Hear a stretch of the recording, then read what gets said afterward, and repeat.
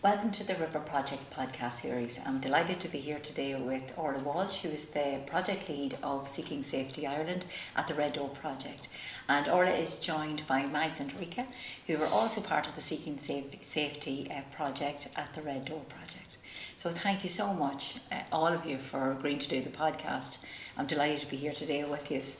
I might just jump in and start with, can you tell us about the Seeking Safety programme? Yeah.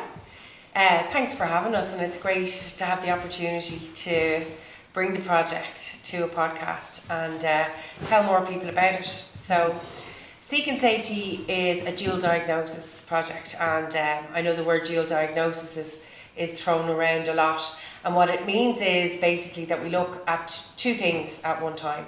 So we look at PTSD and we look at substance use. And how it came about was there was a woman called Lisa Najavis, and she worked in LA and she worked in addiction for a long time. And one thing that was very, very clear to her was that when she met people and they talked about their substance use journey, it was a majority of people had experienced PTSD or trauma of some kind. And in that, she looked at how many people use substances as a coping skill for PTSD or trauma. And a lot of that research came from people who had returned from war, and perhaps they could be walking down a road and somebody's exhaust would have exploded, and that action would have led them on the ground shaking all over, and it would have brought them right back to that moment. And then the amount of veterans that were then using substances to cope with that trauma. So with her work, combined with working in lots of facilities for people in addiction in America, she decided, well, what if we had an approach that was a little bit more common sense? That we're not looking at the addiction as one thing and the trauma as another. What about if we put an approach together that works for both? And that's what Seeking Safety is. Seeking Safety is a project. At the moment in Ireland, it's a women-only project, but in other countries, it's for men and women. And the idea is that we help women develop new coping skills. And those coping skills are for both the addiction piece and the trauma piece. And they are not about re-traumatizing or somebody going back into what happened to them and opening all that up again, because I'm not trained to do that. I'm not a psychotherapist, or I don't have those facilities, but what I am trained to do is I'm trained to teach people new behaviours. So it's like a CBT model. So we're looking at creating new ways of behaving moving forward in your life. So we're not asking anybody to come in and tell us all the bad things that have happened to you. What we're saying is, we know bad things happened and we're sorry, and we know that substance is part of that journey, and now we're going to work with you to develop new skills to cope with both the trauma and the substance use. So it was brought to Ireland about 3 years ago now, and there's 7 projects in the country that have Seeking Safety.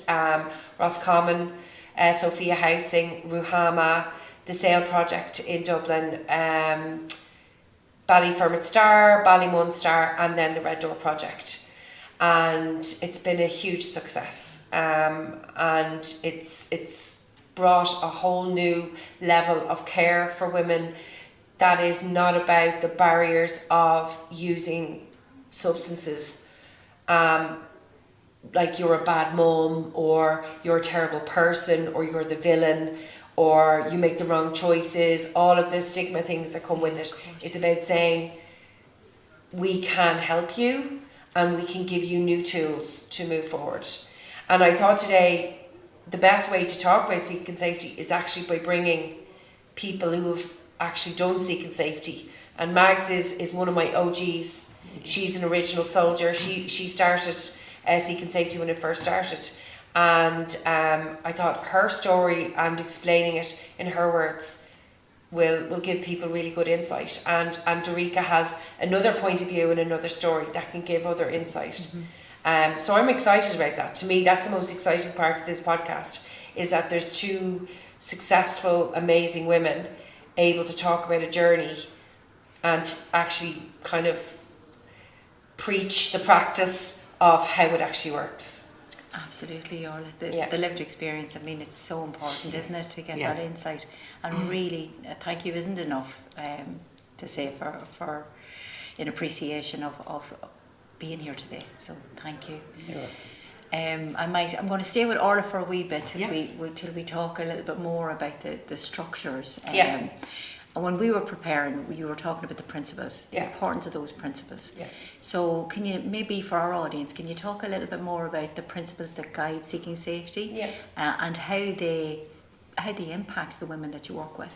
Yeah, so what I love about Seeking Safety and delivering it as a programme is it's very much common sense stuff, and it's stuff that we have in our everyday lives. But when you have come from a place of trauma and you have used substances for a long time, there is a lot of stuff that you forget that you have the ability and the power to use.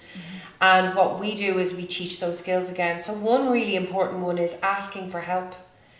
So a lot of the time when people are at a point where they're ready to say, you know what, I can't do this anymore, I need help, how they ask for help can be quite unhealthy for themselves and the person they're asking. So we might say, for example, if you don't help me, nobody else will. So what that can do is the person you're asking can feel a massive responsibility on making that person better, and that's unhealthy, that's not balanced. And also if you don't receive the help after being that vulnerable, then you might go even further in on yourself and say, well, I did ask for help and I didn't get it, so what's the point? So you might go backwards. So doing a session on actually learning how to ask for help properly, it sounds really basic, but if you get that right, and then part of that is learning about what is a safe person.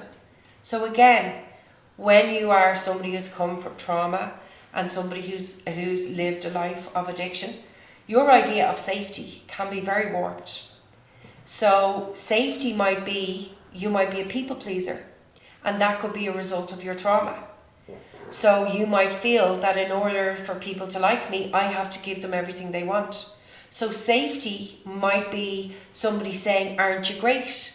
You're brilliant. Oh, whenever I ask you to do anything, you do it for me. So you might then see that person as safe. But we do a whole session on actually what is safety. But most importantly, what is safety for you? How are you safe?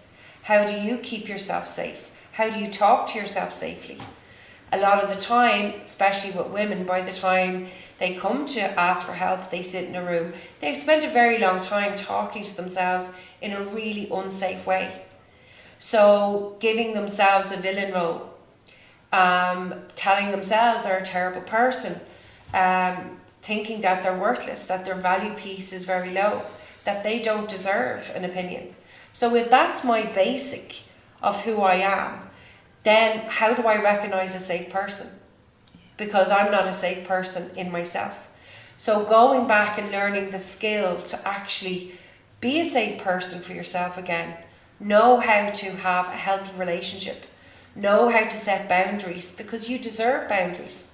And a lot of the time, again, when there's prolonged drug use, when maybe we've lied, maybe we've let family members down, maybe we've got into trouble with the police, maybe there's issues with TUSLA, all of those things, what we feel is we feel less than all the time. So if that is my baseline, I am not going to get the help I need from safe people in the right way. A lot of the time women will say, in order to get help, I feel like I have to spill all of everything that's ever happened to me, so then people will know how bad things are. And we would say in Seeking Safety the opposite. I actually don't need to know.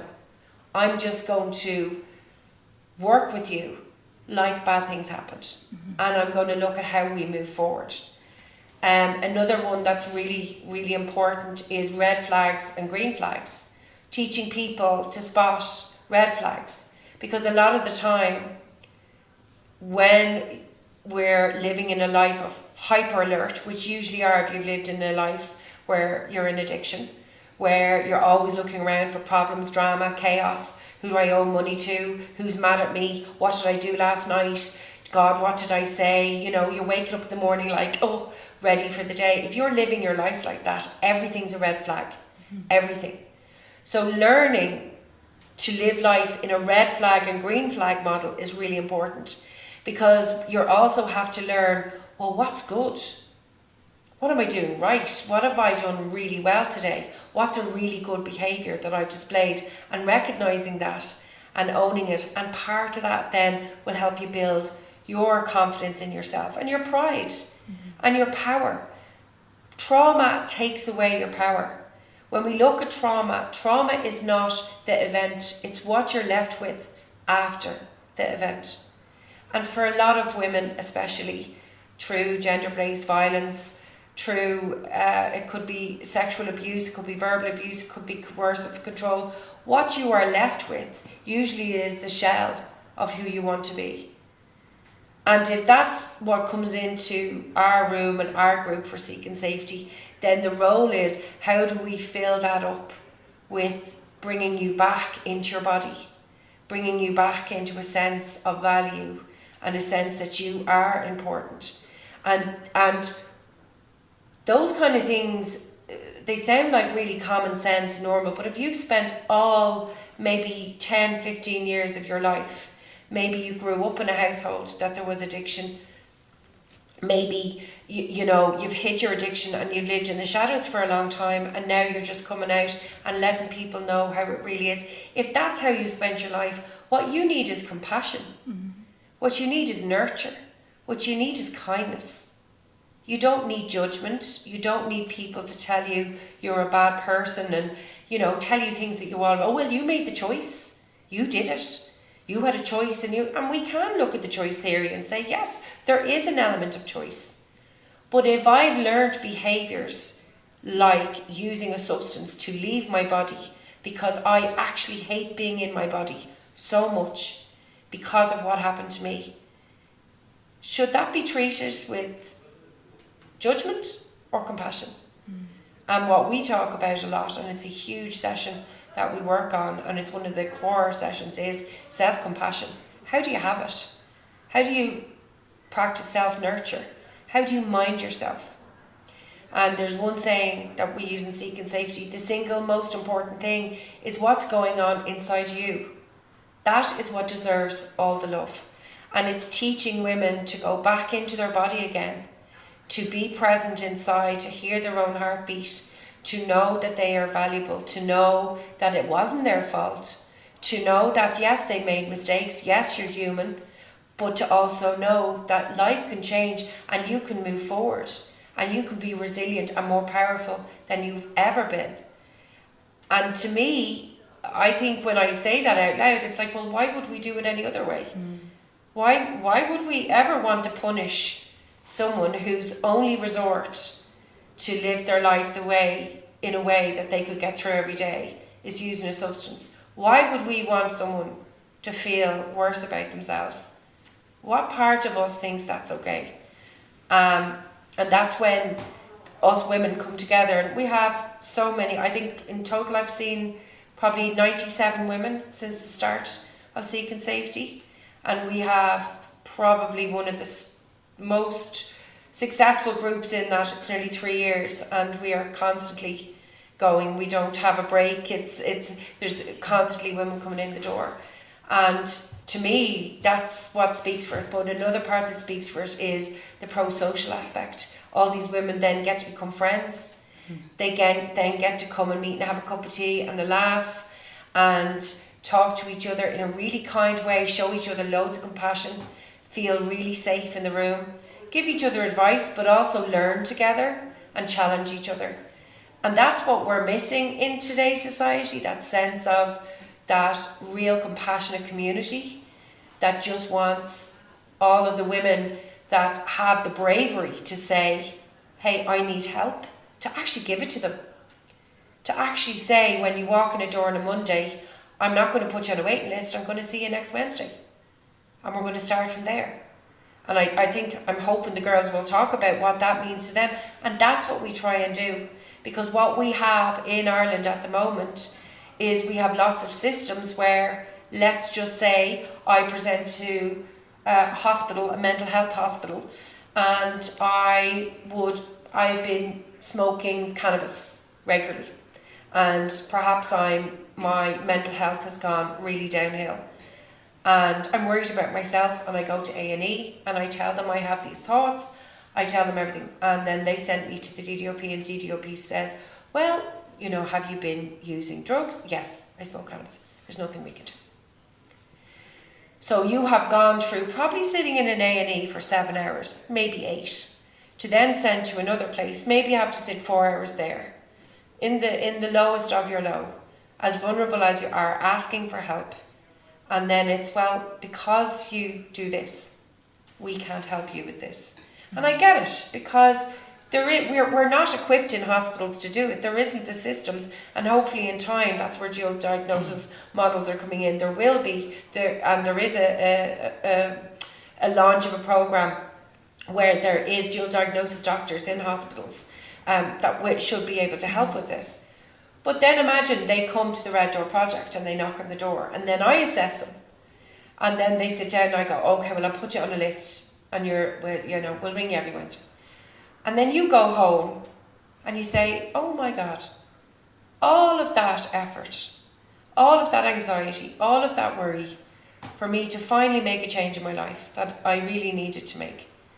And I'm back here in my sitting room and nothing has changed. That's where the flaw happens, because the key is when that person says, hey, I'm ready and I need help, that we get it for them as soon as possible. And we wrap services around, we wrap around children, we wrap around jobs, we wrap around any sort of therapy, counselling, anyone they need. And when that happens and we get that sweet moment together, that's when recovery happens. Mm-hmm. That's when it actually works. But when we're putting people on waiting lists and making them feel like, well, your mental health and are two different things. So go and fix that and then come back to us. Well, which came first? Absolutely. Which came first? Am I using the cannabis because of a trauma that I've had that I can't sleep? Or did I start using the cannabis and then did that affect my mental health?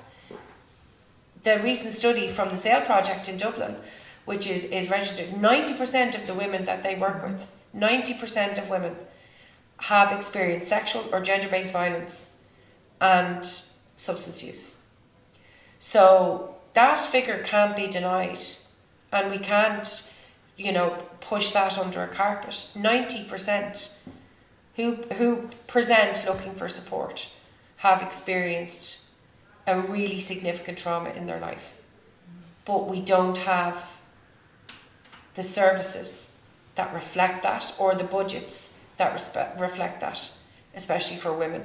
We don't have them. The barriers are too great in Ireland. We have one residential service, no, two I think now, there is one Cork, for women with children. And the children have to be, I think they can't be any more than 4, under school going age, in the whole of the country. Mm-hmm. Now, I want you to just think about the fact that 40% of people presenting to our service are women. Mm-hmm. So it used to be, years ago, it used to be a 5-to-1 ratio. I think in the early 90s it was a 5-to-1 ratio. So 5 men to 1 woman. Now it's 2-to-1. Yet we still only have 2 women's residential services that allow children in the whole of the country. So this isn't like a new problem. This is something that's been going on. We have an amazing project in Dublin, the SAIL project, and they are a women-only project. And they have a childcare facility as well in the project. So they're forward-thinking. They're looking, well, if we're going to have the women, we got to give them somewhere to leave their children. Absolutely. We've got to do. So it's all common sense stuff. Like, none of this is rocket science. None of this is like, geez, that would just blow your mind. It's like, well, realistically, if I'm a woman and want to go into treatment, I have to find somewhere for my children to go. So then what if I don't have anywhere safe for them to go? Then I just don't go. Or realistically, what if I'm a woman and I say, well, if I go, I'm going into treatment, will they call Tusla? Will they take my kids? So then I might decide, oh, that's too much of a risk. So then what I'll do is I'll decide I'll manage it myself. I'll live in the shadows and I'll just try and get by. And I'll see if I can manage myself and do it. And that's not good enough. Because if a man needs, and I'm not men hating on this, I'm just saying a fact. If a man needs to go to treatment, usually there is a spouse there that has the children. Usually there is somebody that will take the children and he gets to go to treatment. And then he gets to come out and do what he has to do. Whereas a woman goes to treatment, and there are incidents of it where the children have had to go into foster care and they've had to come out of treatment and they've had to apply to have their children back. They've had to go to parenting courses. They've had to prove that they are fit to parent again. Men don't have to do that. Why is that? So if I look at those barriers and I say, well, you know, where is my incentive to ask for help in the right way? And that's why this podcast is important, because if anybody was sitting listening to this going, I'm too scared and I don't know what to do, I would say, well, find a service that has Seek and Safety. Yeah. And we will make sure that all of those bases are covered for you, because we will support you full on. And we even in the Red Door Project, we have a social worker, Orla Keegan, who is amazing. We have a family support worker, Kira, who is amazing. So we're forward thinking.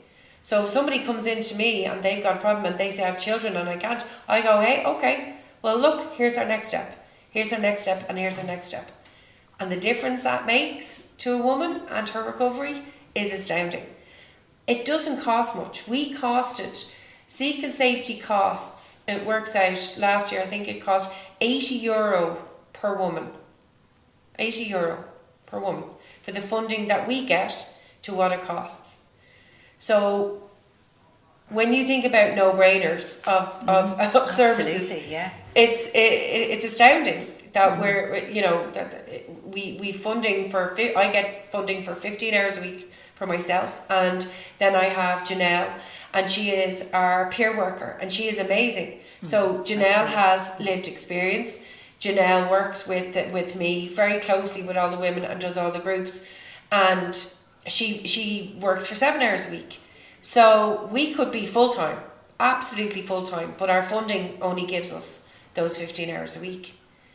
And when you look at those costs per person and that cost per ratio, and you look at the amazing work that we do and the successful journeys that have happened through the Seek and Safety programme, I would argue with anyone that I can't understand how this isn't, you know, 40 hours a week across every addiction service in the country, because it works, because it's practical, it's flexible, it builds communities, it has support, it teaches the skills that are needed when you're on a recovery journey. It doesn't mean we have a magic wand, but it does mean that we have a huge resource that we're able to offer women straight away, and then they can move forward and get help.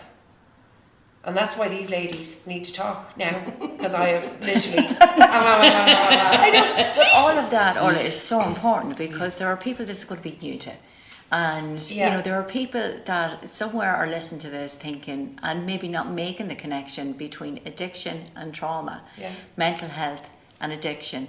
You know, all of the things that we grapple with, you know, for want of having a really clear opportunity to, you know, fully engage with this.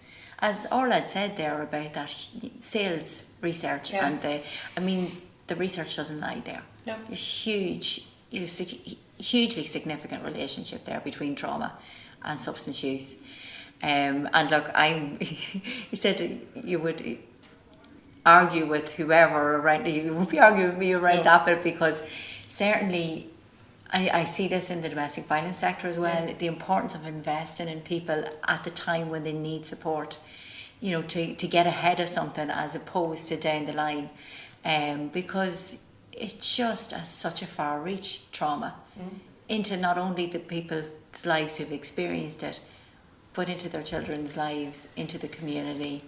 But I thought that was so important that people understand where you're coming from as a project, because thinking about that, the work that you do, and thinking about the principles that guide you.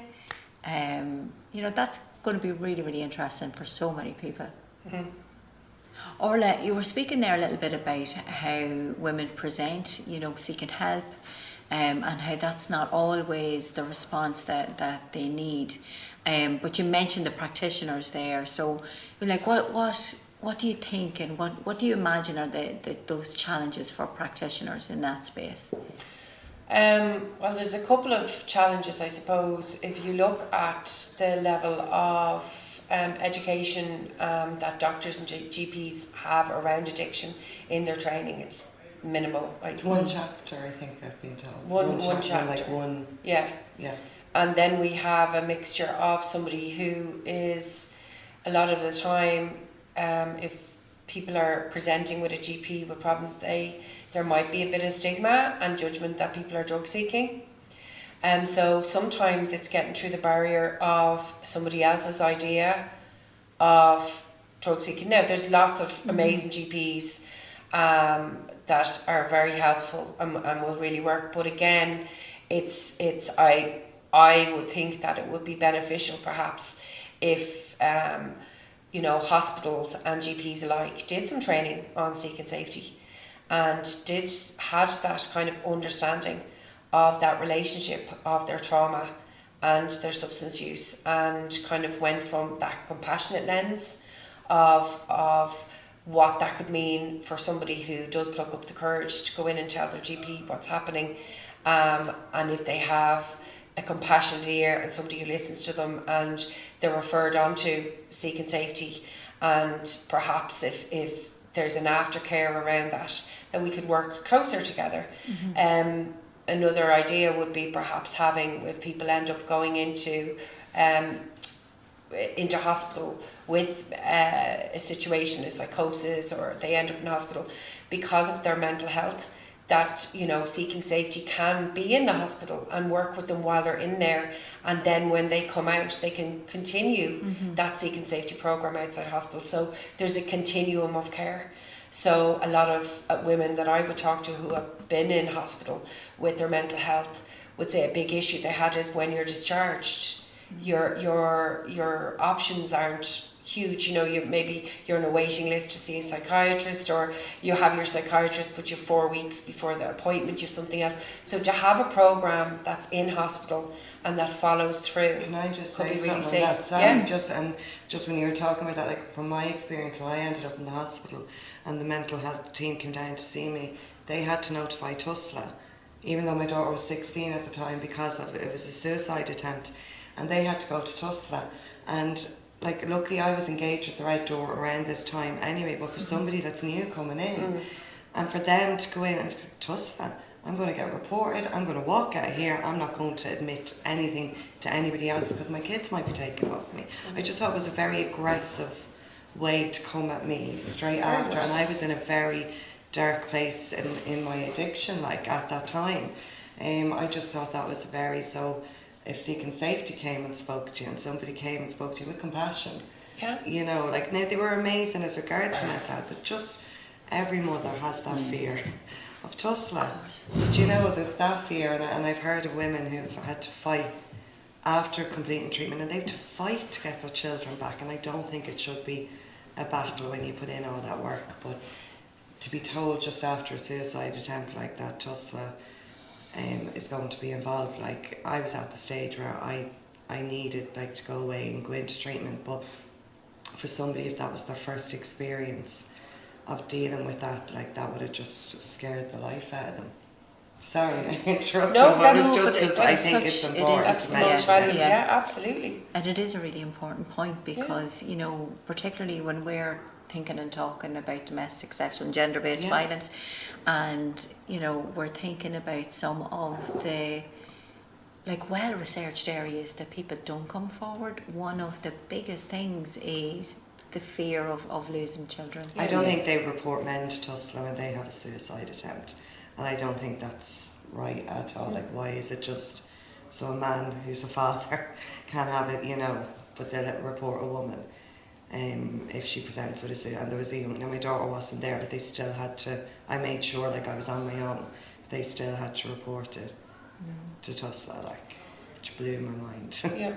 I think what I picked up there as well, Mags, was the compassion element. And like going back to something Orla had said about that collaborative working, you know, where you've got the likes of a programme like Seeking Safety that can work alongside other professionals, and you know, everybody in their own lane. They do what they do, you do what you do, but working collaboratively always gets the best results. Well, anyway. I came out and I came to the red door, like, so I was involved. But like Orla said, if Seeking Safety maybe came in along with them, and I understand they have a job to do, like, so, you know, okay, look, this is going to get reported to us, but we're going to be here, we're going to wrap ourselves around you, we're going to support you in that process. But I just literally was told that, and luckily I was able to come here and get clarification and talk about what was going on. But for some women, they don't have that, so I do think it's important, if they're going to do this, maybe have some Seeking safety training, you know, point people in a direction of where to go after that. Don't just leave the hospital worrying, and that's another worry. You're already going, and now you're going, now I've got TUSLA coming after me. Yeah.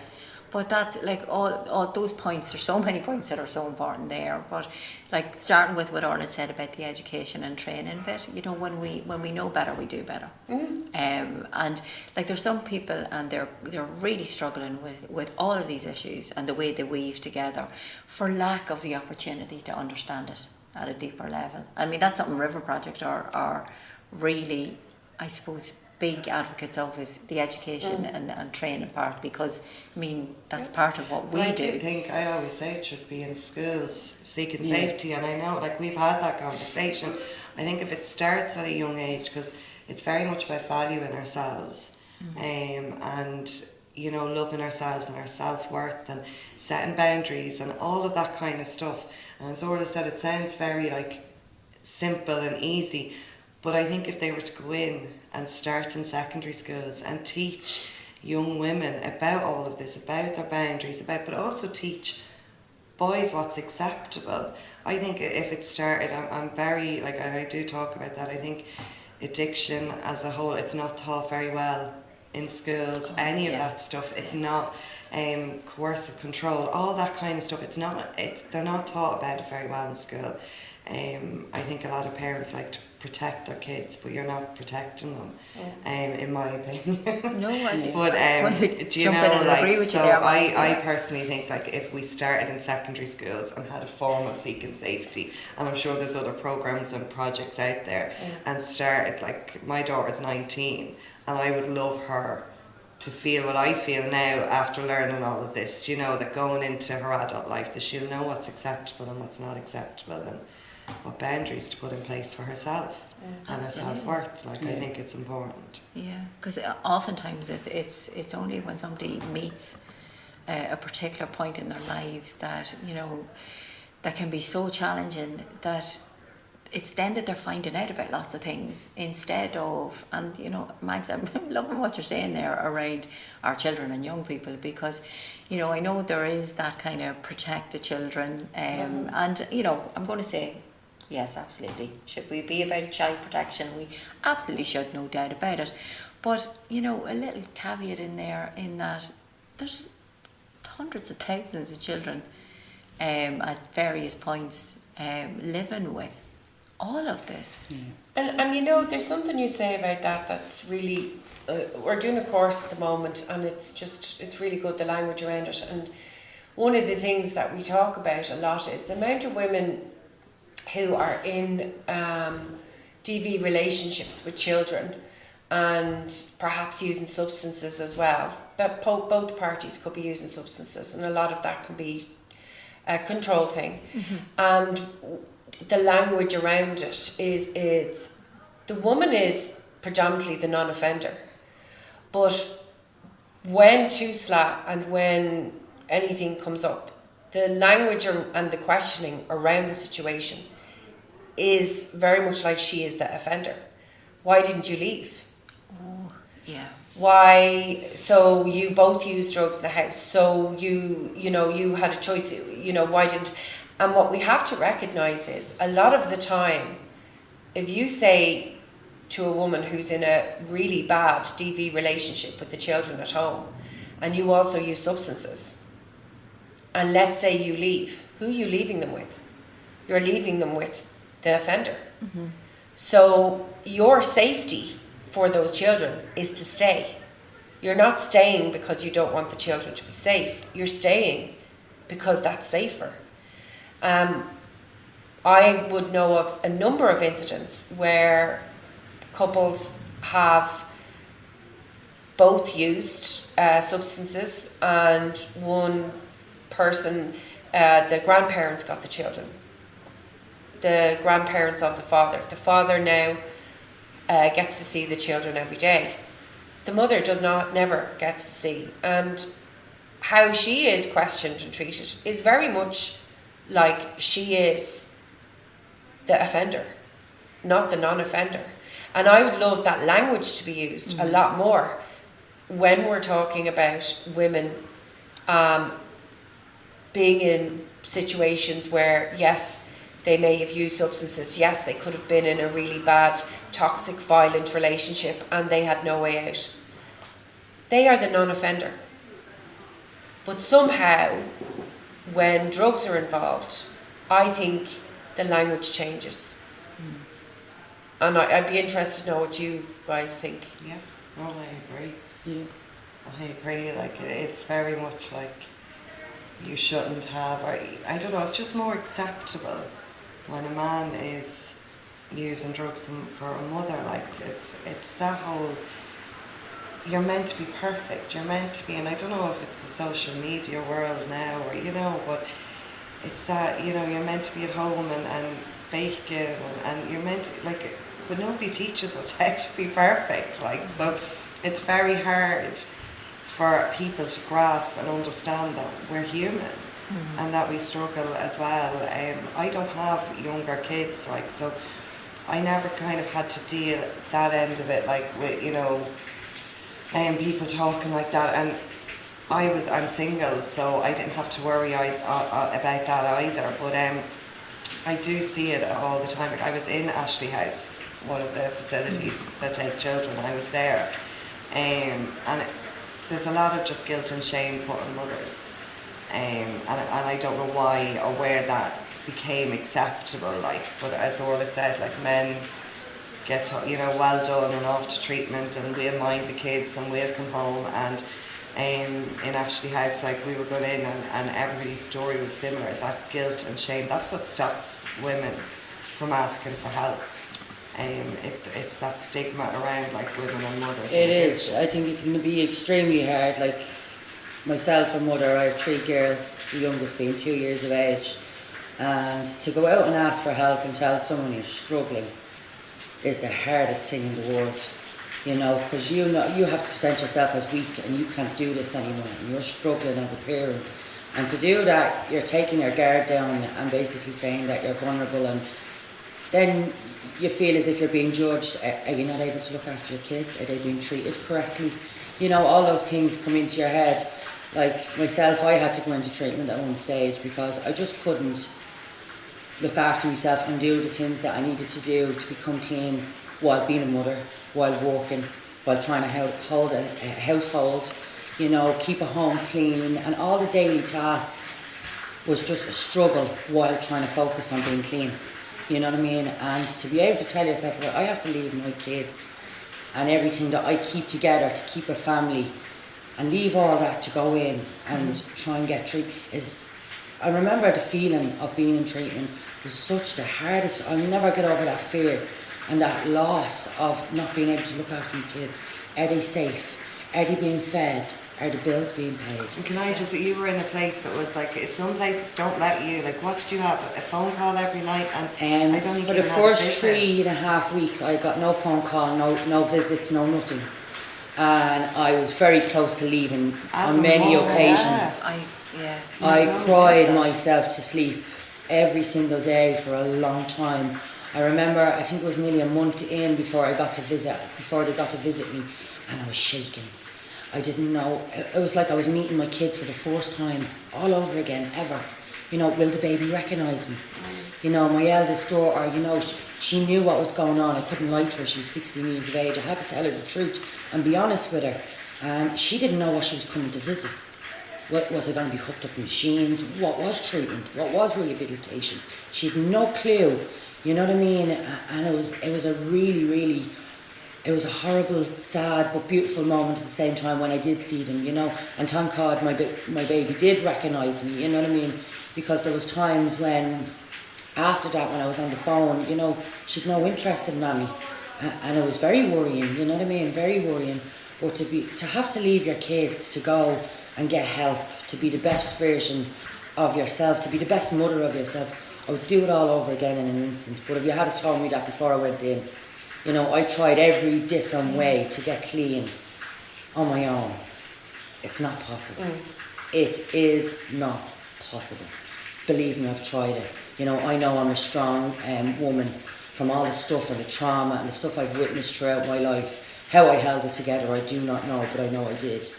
And one thing I know is I could never get clean on my own, especially at home, being a mother, working, trying to survive, bills, cleaning, cooking, all those things, all those little tasks built into one on a daily basis is a massive struggle when you're in addiction. Cooking, putting your kids to bed, batting your kids, them simple things that should be so simple are a daily fear of struggle. Because you're just surviving, trying to survive, and it's the most horrific thing in the world. How am I going to clean the kids? How am I going to cook? You know, they should be very simple, but in addiction, it's a struggle. It's a daily struggle, you know what I mean? And going into the treatment centre was one of the best decisions I will have ever made in my entire life, because I'm the best version of me today. I can be the best mother, I can show up, I can be present in the room with them kids. You know, at times I'd play with them when I was in addiction. I was there, but I wasn't there. So caught up in my own head. You know what I mean? I wasn't giving them the time and the effort that they needed for me to put into them, you know what I mean? And it's horrific looking back. But if I had to do that all over again in an instant, I would. You know, 3 months out of my own entire life to be the best mother is just fabulous, you know. And coming to the Red Door now and meeting Orla really gave me that boost. If someone had said treatment to me when I was in addiction, no. I remember the first time I said it to you, you nearly fell off the chair. No. It was, no, what you said to me was, am I that bad? Do you think I need... It was like, I was convinced, you couldn't believe that I actually said that word, and I was like, slow it down. It wasn't possible in my head. Yeah. No, not happening, Orla, cannot do it. And as time progressed and being with Orla, I was like, I think I do need it. She was right the whole time. I just couldn't believe it. I didn't want to believe it. But you had to arrive there yourself, you know, to get to that point. But again, we had the supports for, like Orla, our social worker was able to support around the kids. And that's what we're talking about. It was like when she was ready, we went, okay, let's go. Yeah. When I admitted and said, right, I think I will go, I need to go, but how am I going to go about this? You know, the Red Door just huddled in around me and said, right, if you can make that step, we can go and meet your kids and your partner to make sure that they're okay. If he's struggling with anything, you know, if the kids need anything, we can bring them out. And that alone, that one thing was like, right. Yeah, that was like a big heavy block just took off my chest. Yeah. If my partner's struggling, they're going to help him. And that was my main worry. How's my partner going to cope? Will he cope? You know, what if things get too much for him? You know, and that's when the Red Door and Seeking Safety just goes, we'll figure that out. You just work on you. You know, and that was the push, the only push that I was given that I would needed to get my bum in there. You know what I mean? And when I came out, the facility was still there. You know, my partner held it together with the kids. The Red Door was able to look after, make sure he had all the support. And when I came out of treatment, it was still extremely hard. You're going into this world with a new mindset. You know what I mean? And it's like, you know, even a room with too many people, it was like, or in a shopping centre, it was all too much. You know, and I didn't go back to work straight away because I thought I needed to work on my recovery. And Orla suggested the CE scheme in the Red Door project, you know what I mean? And I think without the Seeking Safety and the CE scheme in the Red Door project, I would be out back using. Because the tools they've given me on a daily basis just to keep going and to remind myself that all the work I put in within treatment, and different techniques they've taught me to deal with things in life. You know what I mean? To switch things around into a positive and not a negative. When things get hard, look at the pros and cons of things, you know what I mean? And not to be so hard on myself. You know, I think this place here has just, it saved me life. And it saved my kids as well, because they have a mum today. The life I put myself through, I could be dead and buried long ago. And I'd have left my kids without a parent, you know. I myself come from a background of pure and utter trauma. You know, my family is riddled in addiction. My father died through suicide from addiction. I lost my older brother while I was in treatment through addiction, due to suicide as well. You know, I could be next if I didn't get the help I needed. And with this Seeking Safety and the Red Door project, without their facilities and their help and compassion and love they had towards me, I would have been one of those people in that coffin and gone in bed. You know, I would have. So I owe my life to this project. I do. You know, they're just amazing.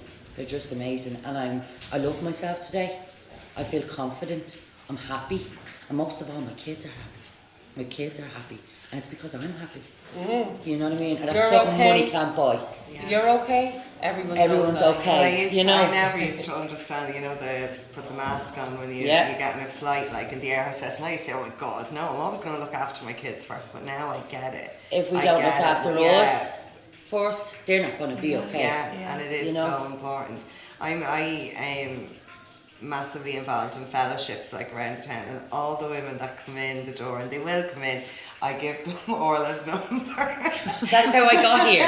That's how I got here. I give them Orla's number because I just think if she was getting a finder's fee, she'd be a rich woman. I would be a rich woman. Yes. But it is just so important. Like this program, honestly, the way you just learn how to rewire your brain and to look at the positives, like, because we're very good at getting very negative and getting very down on ourselves and setting ourselves and other people up to fail. We love to do that. We love to give setting the trap, setting the trap of, oh, you're going to do this, or you know, and when they let you down, then it's an excuse or it's a reason to be upset.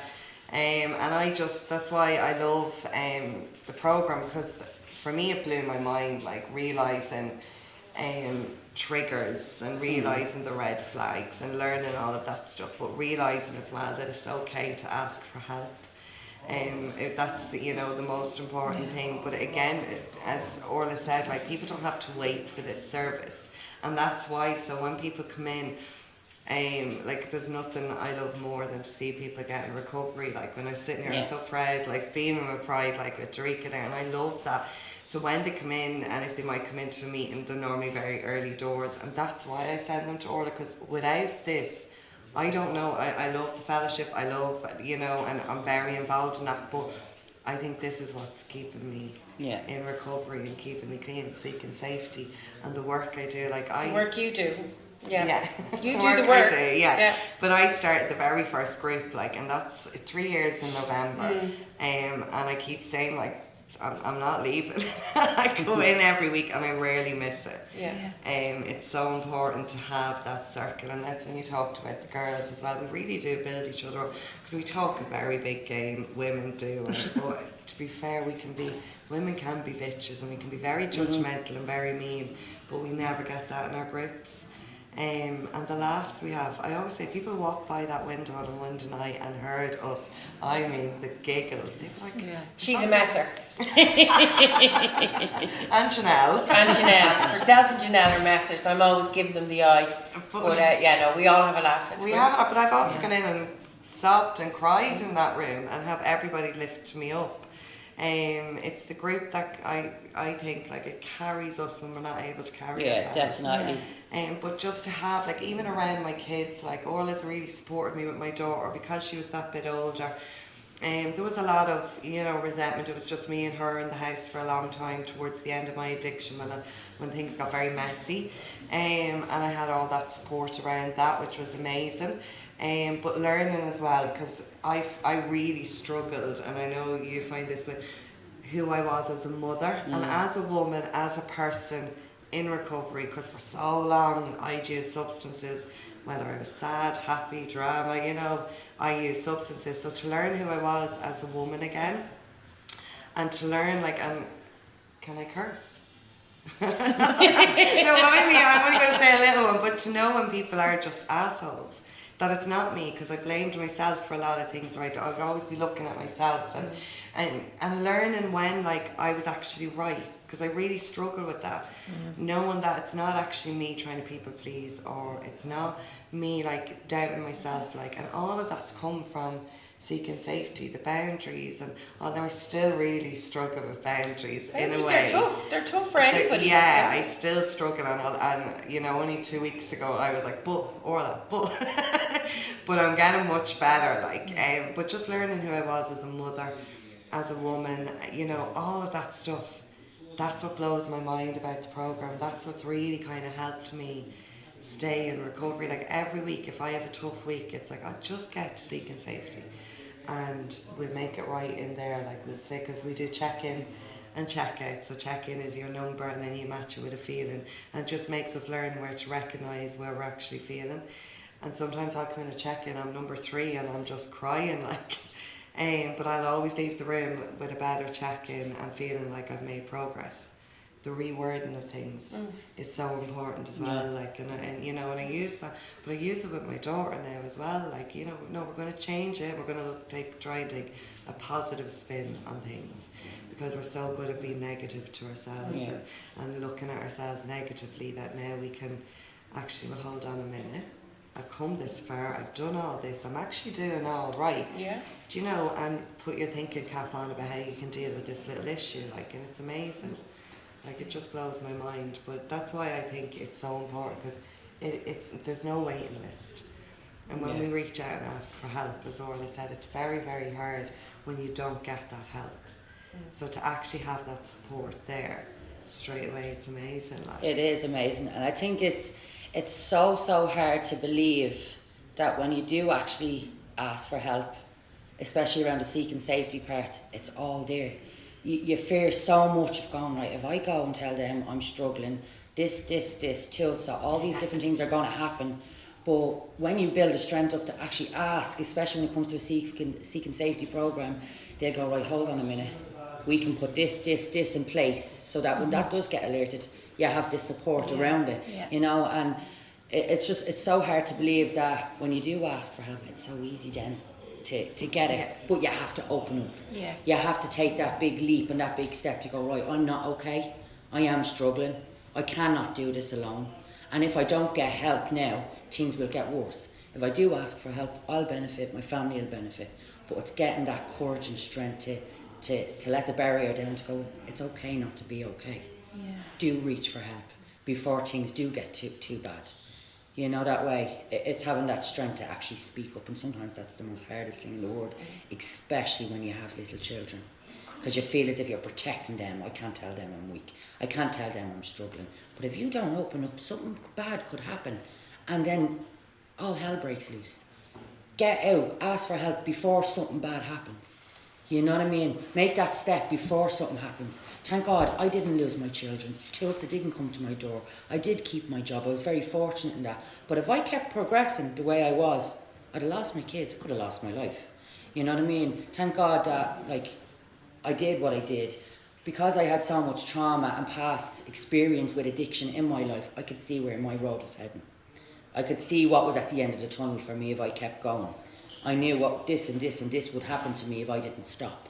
You know what I mean? And that's what led me reaching out. But you have to open up. Yeah, keeping quiet is not saving you. And it will not save you. Yeah, as much as we've come like years and light years about addiction, there's still, for some reason, there's just still that stigma around it, that people still struggle to admit. I'm very open, I tell everybody, like, I don't mind. But to me, that was to keep me accountable. You know, because I don't ever want to be in a situation where I'm tempted, and you know, like, but I know some people still feel that shame about it, and there's nothing to be ashamed. Like, if you had a brain tumour that made you act totally out of character, you would have no problem in saying that. Like, so addiction, it's a disease, it's an illness, so why can't you just say, like, I'm not okay and I'm struggling? And when you spoke about the GPs, I know for me the biggest fear was that they would never give me any pain relief ever again. I have a nerve condition in my face, But I think it was more that I was just scared to admit it. But I remember that was a whole big, and actually I'm lucky with my GP. I do have compassion, but there are options out there. Do you know what I mean? Like, it's that fear of, if you've got a medical condition, oh well, I can't admit that I'm addicted to a painkiller, because then, I'll never get that painkiller again. But there's other options. I've had one flare up of the condition since, because codeine was my main addiction when I stopped codeine. And the GP monitored it. He gave it to me for a few days. I went and spoke to the pharmacist. I just collected it every day because I didn't want to be in a position that there was too much in the house. But that was to protect me. But they were tools I got through seeking safety. Do you know what I mean? So it was all that I was able to kind of go in. So I just said to the pharmacist, look, I'm just going to come up every day and collect my day's worth. So, because unfortunately with a nerve condition there's only a certain type of pain relief. So I have no choice. I wanted to try and do it without that, but I had no choice. But it is amazing, like, that when you actually do open up, that you do get support around it. But it's the hiding it that can nearly kill you. The secret can kill you. Yeah. That's, That makes perfect sense as well, when you're thinking about so many people that are walking among us, living with various types of trauma, addiction, mental health challenges, and yet I don't know, but like, we often go, oh, come forward, like that's the easiest thing in the world. Because I'm listening to you talking about even grappling with the asking for help and how hard that is. And really, Dereka, thank you for what you shared there. We say in Seeking Safety, a lot of the time with women, you're more comfortable on a bed of nails than a bed of roses. Yeah. And when you've grown up in a trauma situation, and that can be DV, coercive control, anything where you are a shell of who you want to be or who you thought you were, and you think you're worthless, asking someone to ask themselves the possibility of, imagine you're not. There is a massive fear that if I get ahead of myself, or if I start thinking all these great things about myself, or if I start doing all that rug will be pulled from underneath me. Because we have to remember, with trauma, there is a powerlessness. And one of the programs in Seeking Safety is called Taking Back Your Power. And if I have been powerless for a long time, sitting with someone like me or anybody else who's saying, you've got this, you could do it, it's like, shut up. Like, because what you're asking me to do is take me away from the only thing I know that is comfortable, even though it's painful. I know it. I know if I turn on the bed of nails, it's going to hurt. But that's safe, because I know it's going to hurt. It's familiar. But even when you're on the bed of roses, you're waiting for the bed of nails to come back. You're waiting for it to come back. And sometimes that's the work. The work is around actually saying, you know what, I deserve to be on that bed of roses. And if somebody comes to try and take it away, God help them. Because this is what I deserve, and I've deserved it for a very long time. And that's where the compassion piece comes in.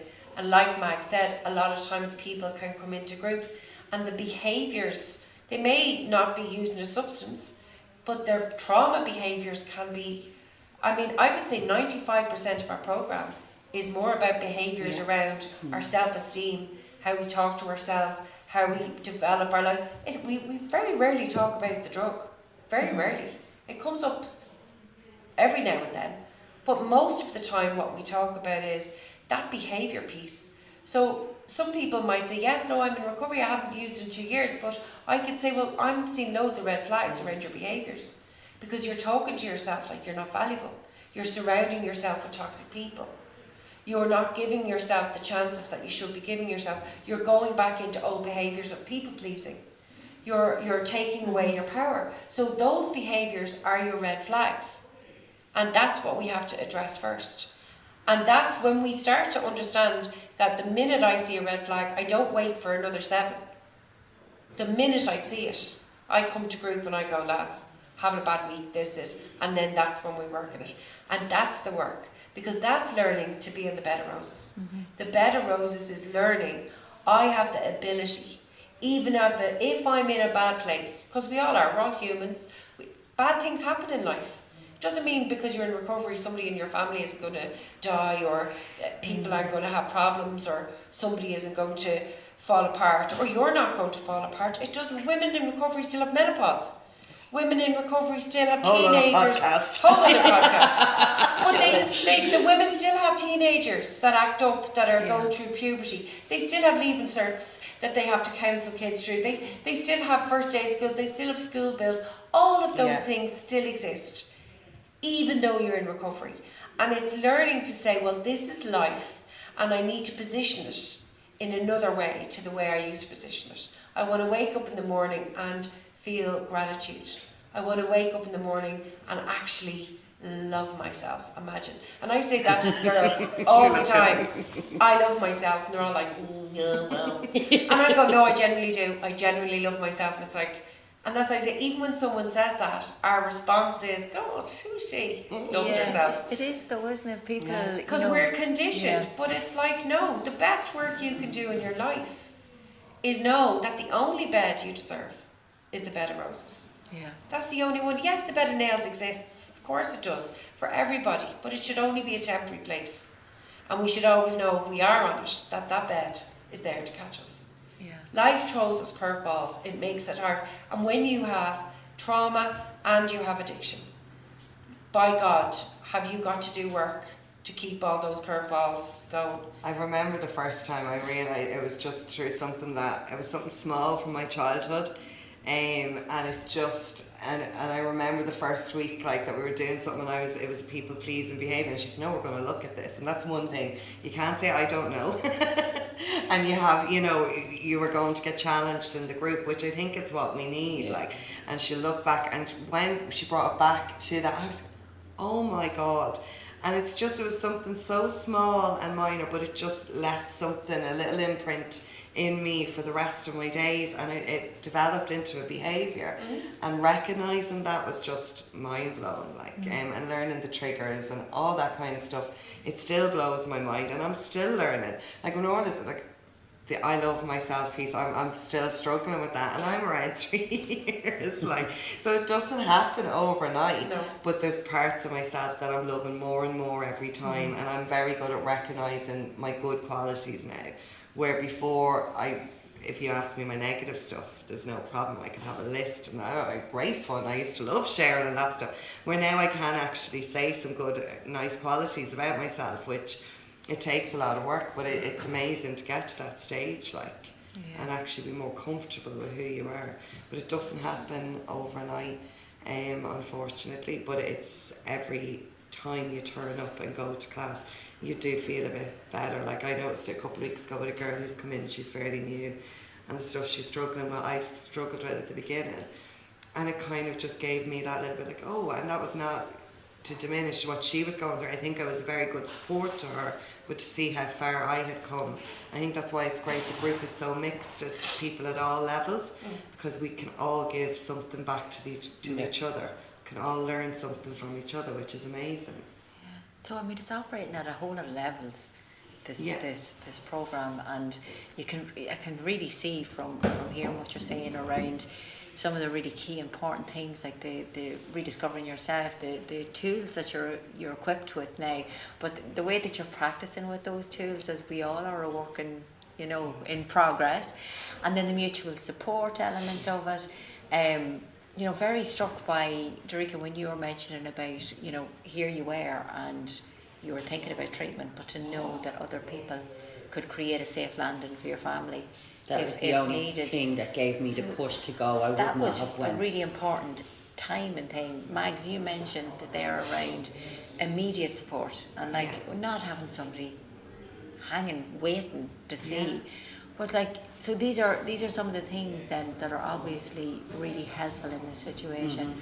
Can I maybe draw on you for some of the barriers though, that you would be aware of from walking this walk, things like when we've talked about domestic violence, homelessness, poverty, some of the things, Orla, that we've spoken about before.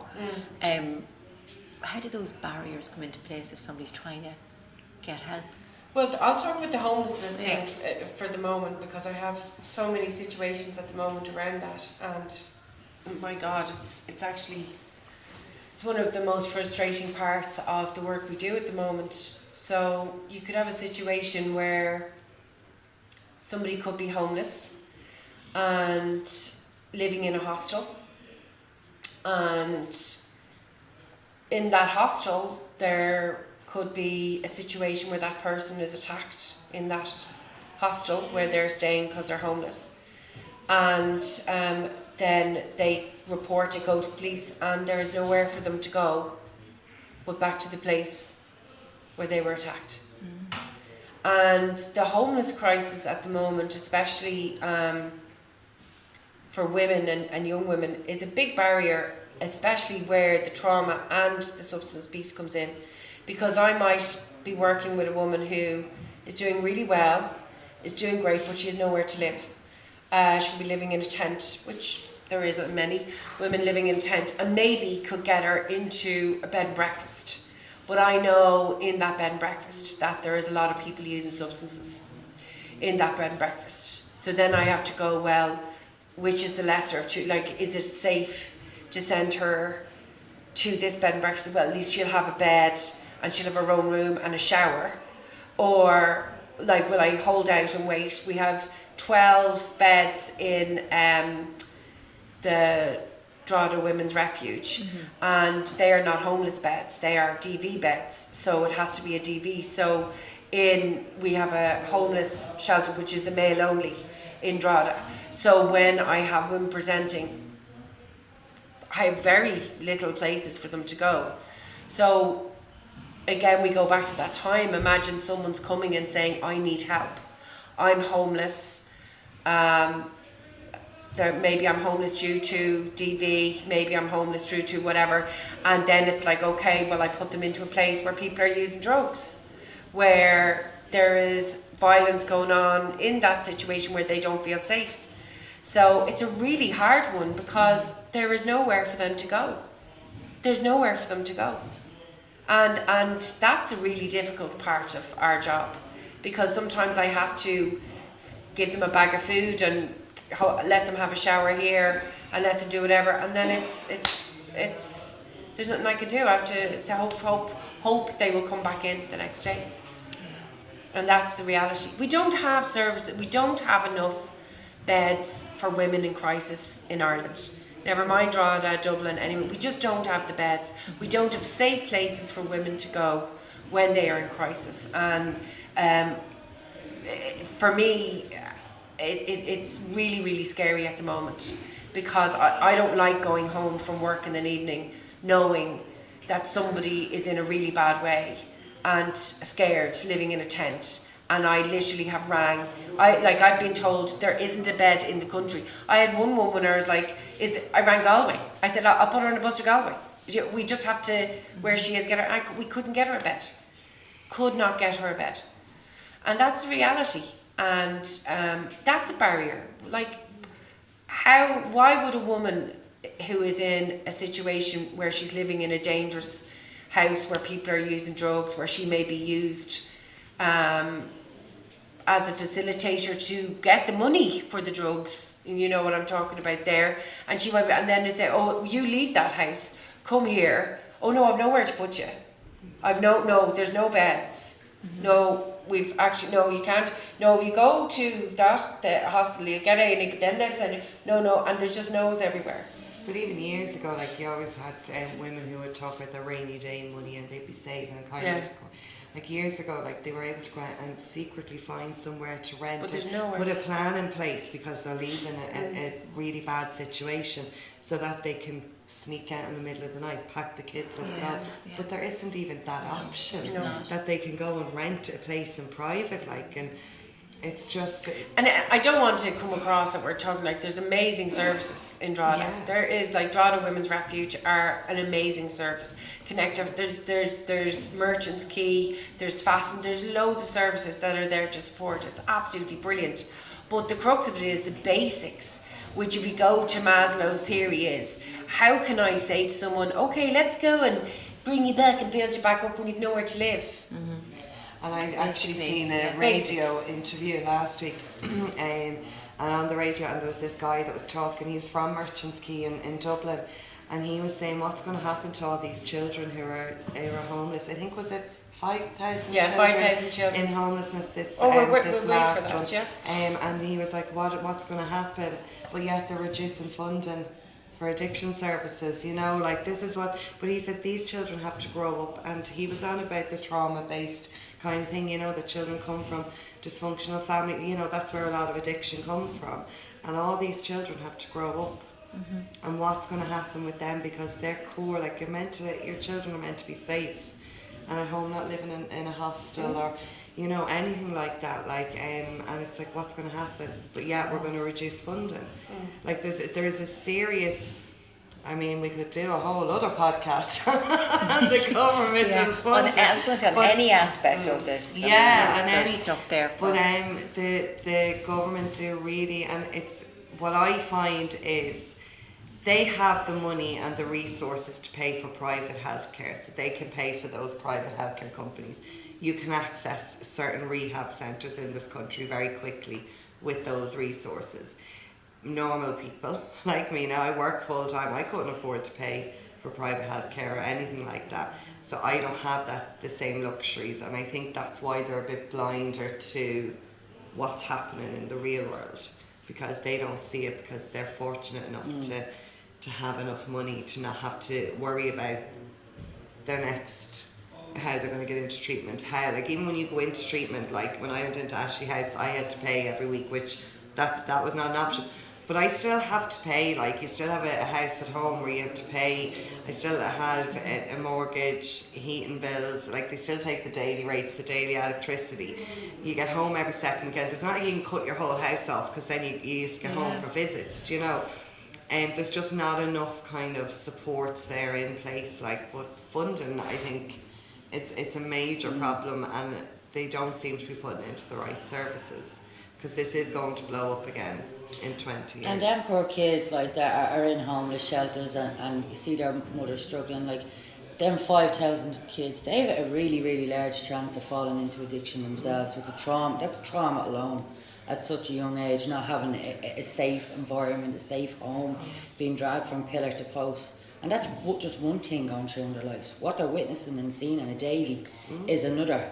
That's a really large chance of turning into an addict as they're older. Like, it's sad. It's very Well, it's a worry. Stats show that a majority of when we look at and a lot of people, trauma and addiction, a lot of it is poverty, and you know, been marginalised and not having a safe place and community. Vicious cycle of, like, I am so fed up, I'm going to take drugs, they make me feel better, and it's that vicious cycle. Like, you get up the next day but you're still in a hotel room with 3 or 4 kids and all these bags and everything, and there's no sign of getting out of that.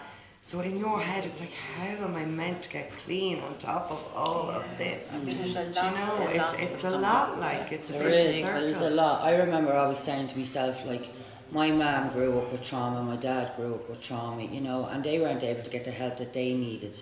You know, if I didn't do what I done today, that circle was heading on to my children, and then they would fall into addiction, you know. And like Orla explained to me, you know, I'm here to stop that cycle from happening, to stop my kids from suffering, to witnessing and going through what I went through.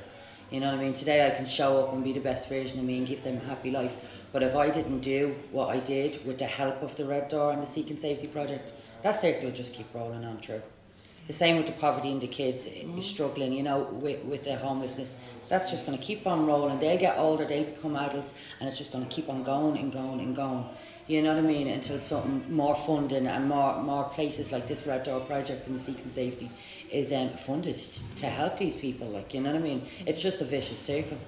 Well, to quote earlier, Orla, you were saying it's not rocket science in investing in people. No. You know, to make sure that, you know, they have the supports when they need the supports, when that window was open, so that it doesn't, you know, so that it doesn't move into the future for them. I keep walking around Drogheda and seeing all these derelict buildings, and I keep thinking, you know, God, wouldn't it be amazing to have funding to convert one of those into a really nice place that was like for women who could, there could be a bed, there could be a shower, there could be a meeting room, there could be a place for mother and baby groups, there could be, but somewhere that was just really safe, that we had options. There's these buildings just sitting empty. There's no one, and then there's all of these people just looking for help, and it's like the joined up thinking astounds me, and that's the part of my work that's frustrating, is that the program I run is really common sense, and Seek and Safety as a model is really common sense, and it was Gary Broderick that actually was the one who founded in America. That was the one thing that resonated with him. This makes sense. It's not re-traumatizing. It does what it says in the tin. It all makes sense, but I'm delivering a program that makes so much sense in a system that makes none. And that's the difficulty, because we have to recognise that women are vulnerable. Women are most likely to, I don't even know the stats of DV for women that's reported. What is it, 3 and 4, 1 and 4, 2? For reporting. For reporting DV. Reporting is, there's I'm going to say there's more recently, I know one of the stats was that about 80% that don't report. That don't move. So we've got all, and and we've got all of that situation, and then we've also got the system of women then finding other ways to cope because they're not reporting. And that's essentially what I see a lot of. You know, I needed to drink a bottle of wine to go to sleep after I got a hiding. I needed to, I took those Xanax more than the doctor prescribed me because I couldn't deal with, my anxiety was through the roof because I was afraid of him coming home. I couldn't have, so there's all of those. And again, like you said, that's not reported. That's not said. And then when they do finally, so say one somebody who's that 20% says, you know what, I've had enough. And then we've nowhere to put them. And we've nowhere to, it's just, that to me is the part that if I had a magic wand, that I would love to change. I would love to be able to say, this is what we can do for you, and this is what we can do. I would love to be able to, if there's a bed somewhere in treatment, it doesn't matter whether it's private or public. If it's a bed, it's a bed. And we give it to that person. And we just use our common sense around that, because the long-term goal is that person will integrate back into community. The cycle will break, like Dereka said. The kids will get up and go to school every day. They'll eat their lunch. They'll finish school. So we won't have to invest as much money in school completion programs. We won't have to invest much money in early interventions in crime in young people. We won't have to invest as much money in A&Es and the amount of people with overdoses and ambulances and mental health. So the bigger picture is provide one time where you can say, look, we've got you. We will look after you. And the ripple effect that can have in a society. And they do it in Nordic countries, and they do it very, very well. They have rehabilitation where the husband, wife and children go. They all go. And the husband gets support, the wife gets support, and the children do. And then they all go back in, and they're continued to be paid while they're off work, because there's no stigma around it. They're celebrated for moving forward and changing that. And the incidents they have of people not completing school, of crime, are way reduced. So there's stats and figures that actually show it works. It's borne out in their homelessness figures as well. Yes. And it's, and I am passionate about talking about it, because I'm so proud that we have a programme like Seek and Safety in Drogheda, and I'm so proud that Seek and Safety Ireland exists. But I'd be so much more prouder if we were funded for a full-time position. And full-time, I would be prouder if that joined up thinking with the hospitals and the education and even the schools and all of that became a reality. And we actually started to live in a society where everybody was entitled to safety, no matter what. And that's what it's about.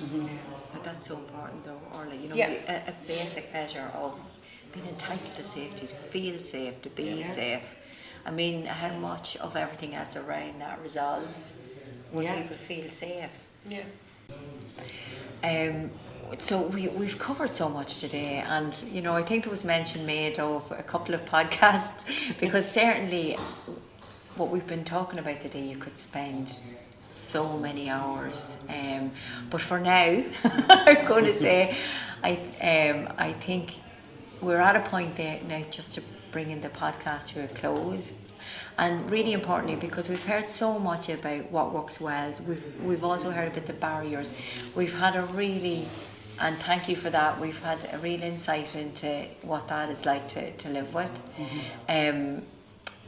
But before we leave today, can we maybe take a bit of time to message to those that are tuned into this podcast? Like, what would you want them to know? What do you want to say to them? I would like to say, for starters, you know, if you're a young mother, or if you're a mother that is struggling with kids in addiction, you know what I mean, don't be afraid to reach out and ask for help, because it's your only lifeline. You know, we are not capable of doing this on our own. You know, addiction is a disease that wants you dead, and it will kill you unless you open up.